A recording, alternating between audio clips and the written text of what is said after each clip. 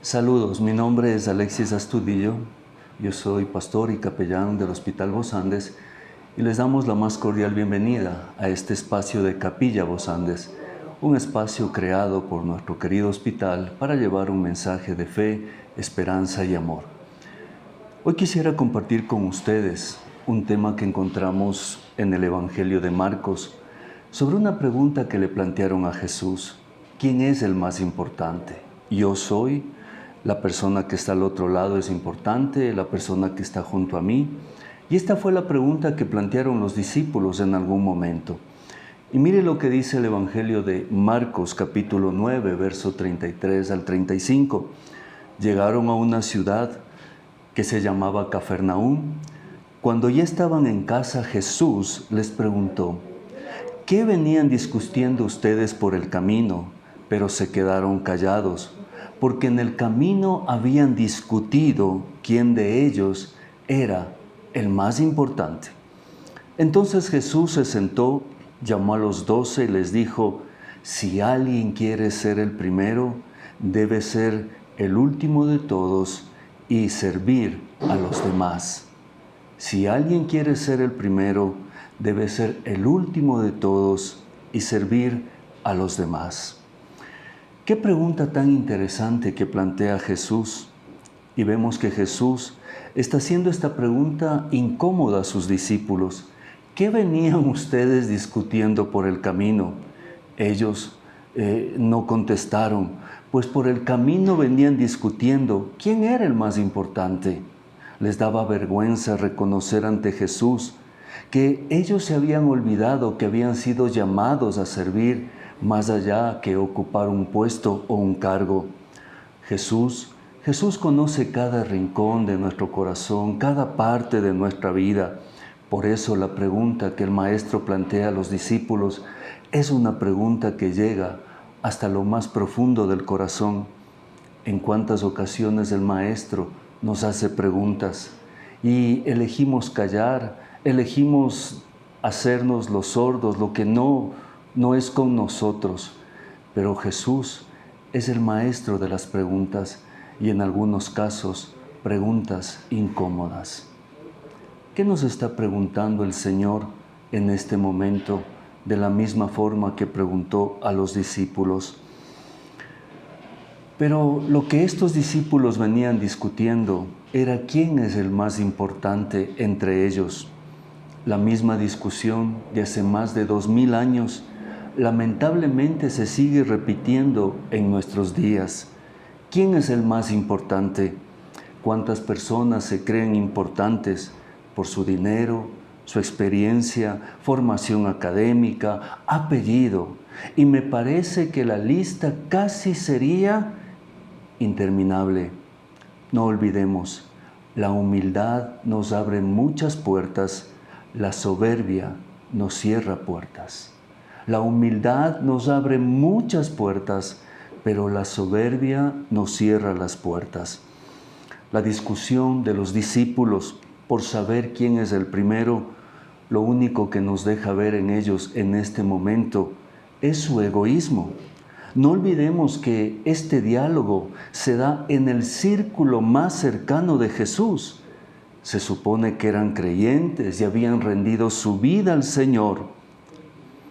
Conociendo a Jesús y siguiendo su camino, en ocasiones, lamentablemente, seguimos siendo egoístas.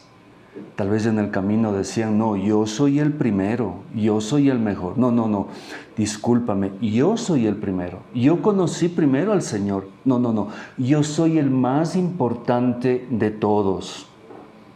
¿Cuántas discusiones para demostrar que yo soy el mejor? El egoísmo es una de las actitudes más destructivas que hay entre los seres humanos, porque nos lleva a pensar únicamente en mi comodidad, que yo esté bien, que lo que yo necesito, que lo que yo pida se haga como yo quiero. El resto puede esperar. Al final de esta pandemia, a que aprendamos a ser más solidarios y menos egoístas. Que al final de esta pandemia aprendamos a ser más solidarios y menos egoístas. Me preguntaba y decía, ¿cuántas situaciones se solucionarían, cambiarían siendo menos egoístas? ¿Cuántos matrimonios seguirían adelante siendo menos egoístas? ¿Cuántas familias serían más saludables siendo menos egoístas? ¿Cuántos creyentes serían instrumentos en las manos de Dios siendo menos egoístas? ¿Cuántas ciudades, países alcanzarían sus metas y proyectos siendo menos egoístas? Pero Jesús, que no se anda por las ramas, es contundente en la respuesta que da a los discípulos ante la pregunta de quién es el más importante. El que quiera ser el primero, sea el servidor de los demás. El que crea ser el primero, sea el servidor de los demás. Jesús de ninguna forma está en contra de que anhelemos ser los primeros. En el lugar donde Dios nos haya puesto, tratemos de ser los mejores. Pongamos en el trabajo, en los deportes, en el arte, en los estudios, en la iglesia, lo mejor de nosotros. Hacer un trabajo de excelencia es hacer las cosas como para Dios. No olvidemos, otra forma de honrar a Dios es un trabajo bien hecho.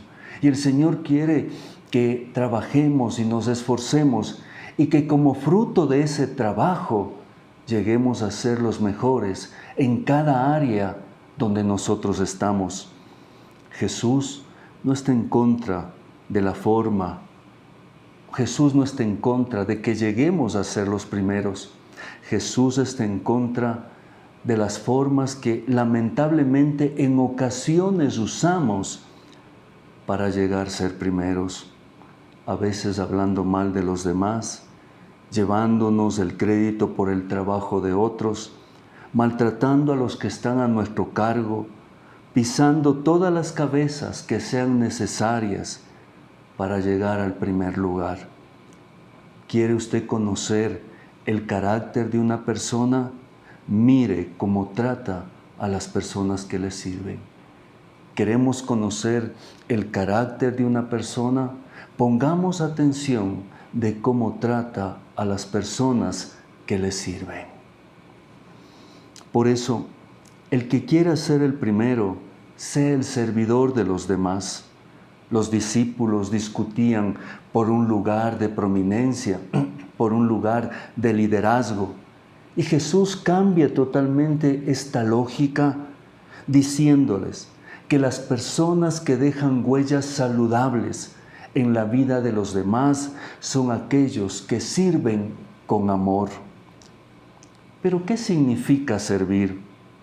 Significa cuidar a los frágiles, a los más débiles de nuestras familias, de nuestros trabajos, de nuestras sociedades, de nuestro pueblo. Cuidar a personas de carne y hueso, con sus historias, que sufren, se angustian, se desesperan. A ellos el Señor nos invita y nos motiva y dice, vayan y sirvan. No olvide, obras son amores y no buenas razones. Obras son amores y no buenas razones. El amor, el servicio, que no se plasma en acciones, en decisiones, puede quedar en palabras bonitas, pero no son suficientes. Mañana lo hago, en otro momento lo hago. Y si a veces nos cuestionamos porque procrastinamos temas laborales, temas personales, no debemos procrastinar aquello y más aún, no debemos procrastinar relaciones afectivas. La pandemia nos ha enseñado lo vulnerables, lo frágiles que somos los seres humanos. No dejemos para mañana lo que podemos hacer hoy con los seres que amamos. Pero en la Biblia encontramos la regla de oro. La regla de oro que yo digo, la regla de oro vale oro. ¿Cuál es la regla de oro? El Señor Jesús lo planteó en el Sermón de la Montaña. lo que tú quieres que los demás hagan contigo, tú también debes hacerlo. Como quiero que a mí me traten, yo debo tratar a los demás. Mire, trata a otros como te gustaría ser tratado. Hay un principio fundamental en la Biblia: lo que sembramos, eso también cosechamos. Había un refrán que decía mi abuelita: cuando uno siembra vientos, cosecha tempestades. Seamos sabios de lo que estamos sembrando. Por eso creo que el Señor nos invita a servir, a entregar amor, afecto, empatía en este tiempo de tantos desafíos. No le pida a la vida lo que no le estamos dando a la vida.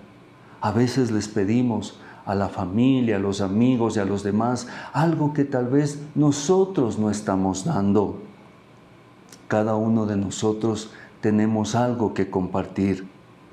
Entonces, que el Señor nos dé la gracia para servir a los demás y no servirnos de los demás.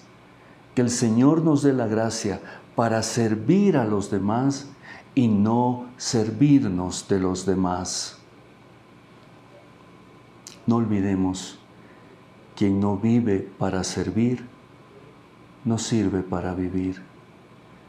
Quien no vive para servir, no sirve para vivir.